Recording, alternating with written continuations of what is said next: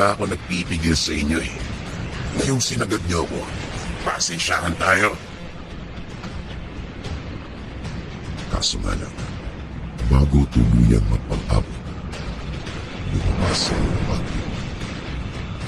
Nag-uusay ang mga orasyon habang hawak ang lana.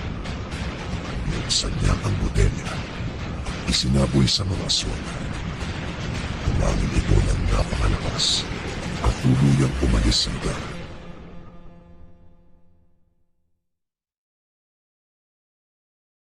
Apo, hindi sa lahat ng oras.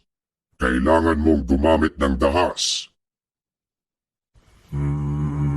Ang kwentong ito ay hango sa totoong buhay. Mula ito sa isa nating kabayan na itago na lang natin sa pangalang Marco. Taong 1987, Zamboanga.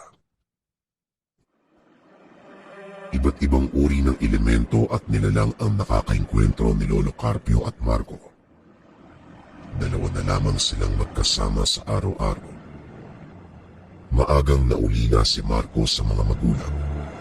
Parehong biktima ng mga aswang.